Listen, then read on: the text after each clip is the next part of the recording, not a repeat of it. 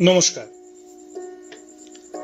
আমাদের আজকের গল্পের নাম গুড মর্নিং হোয়াটসঅ্যাপ।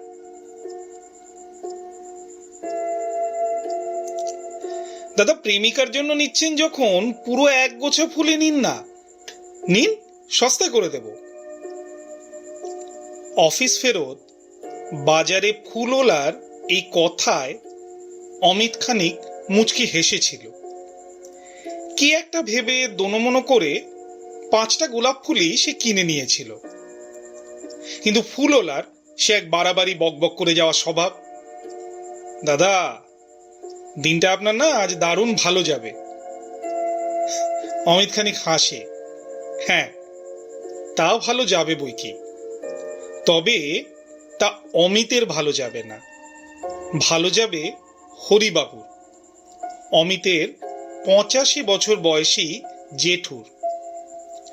এই জেঠুর কাছেই শৈশবে অমিতের আঁকা শেখা, গ্রিটিংস কার্ড বানাতে শেখা, কৈশোরে বিড়লা তারামণ্ডল যাওয়া, কিংবা নাম না জানা স্টেশনে ঝপ করে নেমে চুপ করে বসে থাকার আনন্দ নেওয়ার তালিম পাওয়া। যৌবনের প্রথম দিকে সিগারেট খাওয়ার সময় কোনো একবার জেঠুর মুখোমুখি পড়ে যাওয়াতে জেঠু বলেছিলেন, মনে পড়ে, লুকোনোর দরকার নেই, আর লুকিয়ে যে জিনিস খেতে হয় সে জিনিস খাওয়ারও দরকার নেই। আজকের এই বয়সে এসে অমিত বোঝে ঔদ্ধত্য আর ঔচিত্যের ফারাকটা কত সহজে বুঝিয়ে দিয়েছিলেন সেদিন জেঠু। অমিতের ভাই অর্থাৎ জেঠুর ছেলে কর্মসূত্রে বিদেশে থাকে, বছরে 2বার আসে। এছাড়া যোগাযোগ থাকে সাপ্তাহিকভাবে ফোন, ইন্টারনেট ইত্যাদিতে। এখন তো প্রযুক্তির যুগ। যদিও জীবন বলে যে মানুষের বয়স যত বাড়ে সঙ্গী সমানুপাতে তত কমে, একটি গোটা দিন আরো দীর্ঘ হয়ে ওঠে। ধৈর্য আর খানিক স্থবিরতা হাত ধরাধরি করে চলে এবং মূলত রাত ব্যাপারটা বেশ ভীতিপ্রদ হয়ে উঠে, শরীর ও মনে বারবার হানা দেয়। বছর 8 আগে জেঠিমা এই পৃথিবী ছেড়ে চলে যাবার পর থেকেই জেঠুর আজকের একদিনের দৈর্ঘ্য প্রায় 365 দিনের সমান, যেমন সব বয়স্ক মানুষেরই হয় আর কি। কিন্তু প্রযুক্তির বা আজকের প্রযুক্তির মনে হয় জীবনের, মানুষের জীবনের শেষের খবর রাখার দায় একটু কম। প্রযুক্তির আজকাল স্মার্ট হয়ে ওঠার পিছনের আগ্রহটাই একটু বেশি।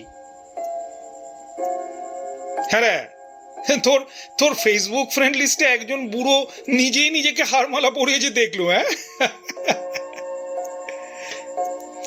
এক অফিস কলিগের খ্যাক খ্যাক হাসি প্রশ্ন অমিতকে শুনতে হয়েছিল এক সময়। ব্যাপারটা তেমন কিছুই নয়। ভাই চলে যাবার পর থেকে ভাইয়ের কম্পিউটারটা ঘরেই পড়ে থাকে। অমিত একটু সময় নিয়ে, বেশ যত্ন করে সময় দিয়ে জেঠুকে শিখিয়ে দিয়েছিল কম্পিউটারে ফটো এডিট করা, গান শোনা, ফিল্ম দেখা, এবং জেঠুর জন্য জেঠুর হয়ে খুলে দিয়েছিল একটি সোশ্যাল মিডিয়া অ্যাকাউন্ট। সেখানে আবার জেঠুর প্রথম ফ্রেন্ড হয় সে নিজেই। অমিতের ফেসবুক প্রোফাইল দেখে হরিবাবু সে কি বিস্ময়! হ্যাঁ রে বাপি, তোদের কত ছবি রে! আমার আর রুনুর সারা জীবনে তো মোটে 5-6টা ছবি ছিল। জানিস, রুনু যদি এসব দেখতো খুব অভিমান করতো রে আমার ওপর। রুনু মানে অমিতের প্রয়াত জেঠিমা। অমিত জেঠুকে দেখিয়েছিল এই ফেসবুক দেখে এই মুহূর্তে হয়তো জানা যেতে পারে ভাই কোথায় আছে। দেখা যাবে হরিবাবুর প্রোফাইলে প্রথম ছবি আপলোড সেই জেঠু জেঠিমারই। জেঠু বলেছিলেন, নিচে একটু লিখে দে না, ভালো থেকো, আর কিভাবে তোরা লেখালেখি করিস একটু শিখিয়ে দে না। সেই শুরু জেঠুর ফেসবুক যাত্রা। একদিন অমিতের অফিস পার্টির ছবির নিচে জেঠুর কমেন্ট পড়ল, জিলুপি হয়েছিল। অফিসে একদিন একজন মানুষ বা একজন কলিগ অমিতকে বলেছিল, হ্যাঁ রে, তোর ফেসবুকে ছবির নিচে কিছু হাবিজাবি কমেন্ট করে রে ভাই একটা বুড়ো। অমিত কোনো উত্তর দেয়নি, শুধু বুঝেছিল জিলাপি নয়, জেঠু জিলিপি হয়েছে কিনা খোঁজ নিচ্ছেন। অমিত পরের রবিবারই 4টে জিলিপি কিনে পৌঁছে যায় জেঠুর কাছে এবং খেয়েই শুরু হয় জেঠুকে বাংলা ফন্ট শেখানোর তোড়জোড়। জেঠু শিখতে বেশি সময় লাগেনি, কিন্তু সেদিন অমিত যা জানতে পেরেছিল সেটা সে এক্সপেক্ট করেনি। আশা করছি আমাদের গল্পটি আপনাদের খুব ভালো লাগছে। এরকম আরও মনোমুগ্ধকর গল্প শুনতে আমাদের সবই গল্প চ্যানেলটি অবশ্যই সাবস্ক্রাইব করতে ভুলবেন না। সঙ্গে বেল আইকনে ক্লিক করে রাখুন, যাতে প্রতিটি নতুন গল্পের নোটিফিকেশন সরাসরি আপনার কাছে পৌঁছে যায়। আর দেরি না করে চলুন আবার গল্পে ফিরে যাই।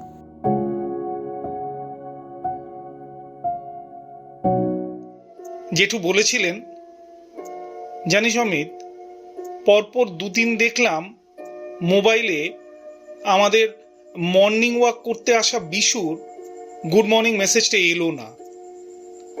আন্দাজ করেছিলাম জানিস কিছু একটা হয়েছে হবে। ফোন করতে বিশুর ছেলে জানালো বিশু পরশু চলে গেছে স্ট্রোকে। মেসেজ বলতে ওই ফরওয়ার্ডই করতে পারতো আর ফোনটুকু ধরতে পারতো। বাপি, পরের দিন তুই এলে আমি না আমার কয়েকজন বন্ধুকে ডাকবো, ফোনে এইটুকু তো লিখতে শিখুক আমি বেঁচে আছি। গুড মর্নিং আর 2টো ফুলের ছবি পাঠিয়ে মেসেজ করে আর কতই বা বলা যায়, আর কতই বা আন্দাজ করানো যায়। অমিত মনে মনে হাসে। জাঙ্ক মেসেজ ডিলিট করার সময় গুড মর্নিং, গুড নাইট এই অনাবশ্যক মেসেজগুলো ডিলিট করার আড়ালে কত গল্প, কত বাস্তবে যে ডিলিট হয়ে যায়। স্মার্ট সময় ভুলতে শেখায় বড় সহজেই। অমিতের আঙুল তার ফোনে আসা একটি মেসেজের বুক জুড়ে ওঠানামা করতে থাকে। Scroll to live, delete to escape. জেঠু নিজের হাতে এডিট করা ফেসবুকে প্রথম পোস্ট করা এক ছবি ঘিরেই কলিকের সেই সহাস্য মন্তব্য। জেঠু আসলে নিজেই নিজের ছবির চারধারে গোলাপ ফুল দিয়ে সাজিয়ে পোস্ট করেছিলেন। একটু কাঁচা হাতের প্রথম দিকের কাজ। ছবির নিচে বেশ কয়েকটা লাইকও পেয়েছিলেন। এমনকি ভাই বিদেশ থেকে কমেন্ট করেছিল, জমিয়ে দিয়েছ তো। ভাইয়ের কমেন্ট পেতে আরও উৎসাহ নিয়ে জেঠুর এখন অনেকটা সময় কাটে Facebook upload, crop, edit, post ইত্যাদি নিয়ে। অল্পাদ্য সিনেমা ফিল্মও দেখেন। উদ্যম নিয়ে সেদিন তো একটা ছোট গল্পও লিখে পোস্ট করে ফেলেছেন। গল্পের নাম দিয়েছিলেন ভুল গোলাপ। আর সেটা পড়েই আজ এত দিন পরে অমিতের জেঠুর গোলাপ নিয়ে উৎসাহ ব্যাপারটা জানতে পারা। ভালোবাসা নয়, উৎসাহ। একটা অদ্ভুত গল্প যা আঁকড়ে ধরা নয়, কিন্তু মগ্নতার কথা বলে। জেঠুর লেখা গল্প পড়ে অমিতের যা মনে হয়েছে, এই গোলাপ ফুলগুলি নিয়ে জেঠু কোনো অতীত সময়ের কথা ভাববেন না, ভাববেন না কোনো মানুষের কথাও। হয়তো ফুলগুলোকে জানলার পাশে সাজিয়ে রেখে চুপ করে বসে থাকবেন সেগুলোর সামনে, যেমন সে আর জেঠু একলা দুজনে বসে থাকতো স্টেশনে সেই ছোটবেলায়। এমন একটা শান্ত মুহূর্ত গড়ে উঠত যেখানে সময় কাউকে একলা ফেলে ছেড়ে পালায় না, স্থির হয়ে বসে থাকে পাশে, সঙ্গে। যে নীরব মুহূর্তে সাক্ষী থাকে আলোর প্রতিটা স্পর্শ, প্রতিটা বিন্দু, হাওয়ার প্রতিটা ছোঁয়া। হাতে গোলাপ ফুল নিয়ে ডোরবেল বাজায় অমিত। দরজাটা খোলে না, দরজায় ধাক্কা দেয় অমিত। দরজাটা হাঁ করে খুলে যায়। জমাট আধারের দিকে তাকিয়ে অমিত বলে ওঠে, গুড মর্নিং জেঠু।